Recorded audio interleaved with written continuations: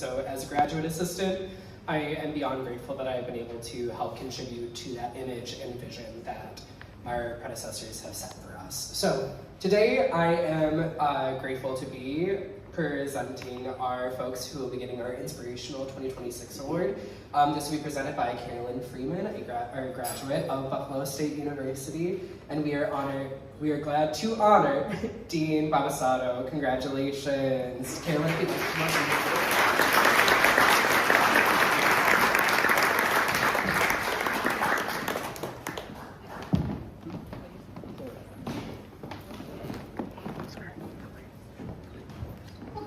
Hi, my name is Carolyn Freeman. I work at Sweet Home High School with Dean Bavisotto.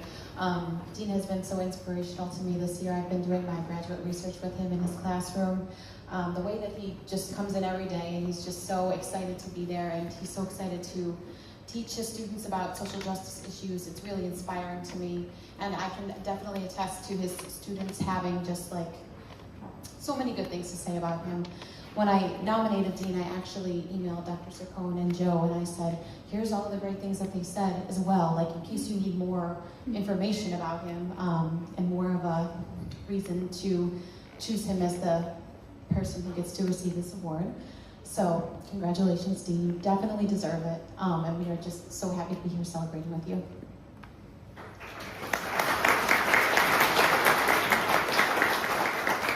Thanks, Carolyn. I'm Lisa Faze. I work with Dean Bavisotto, and actually over 6 years ago, I had the opportunity to host Dean as a student teacher at Sweet Home High School.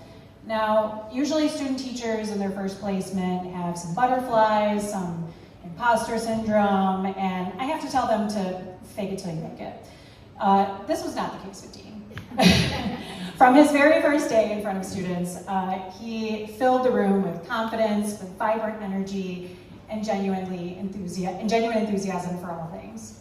Dean moderated collegiate level discussions with my AP Lit students. He tamed my other more squirrelier classes with ease. And my only regret in having Dean as a student teacher was how abruptly it ended with the sudden onset of the COVID-19 pandemic.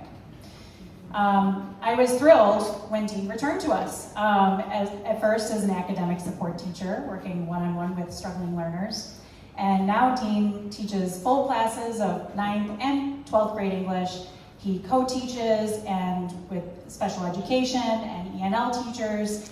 And after school, he serves as the advisor for the Gender and Sexuality Club. So Dean gives students a place to learn and to be unapologetically themselves. Last year, after a brief medical leave, Dean returned to his students, and when he reassured them and informed them that the prognosis was good, his students clapped and cheered for him.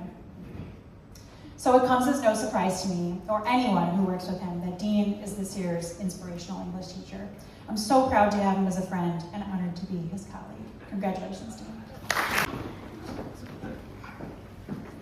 You see my handshake like there's a podium here.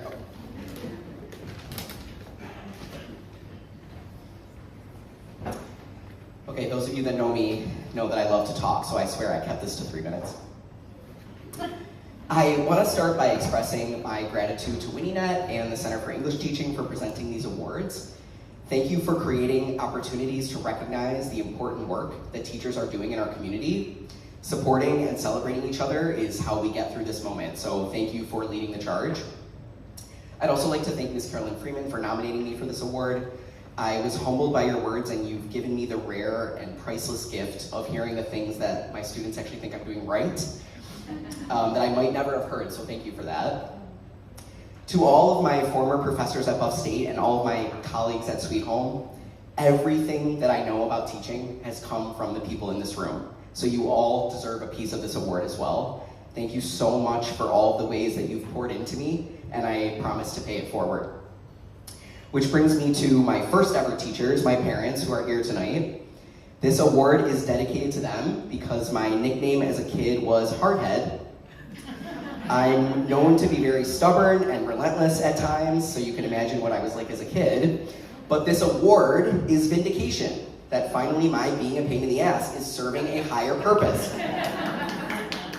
Because in 2026, it is really hard to teach students that their TikTok feed might not be a reliable source of information, but I am trying anyway.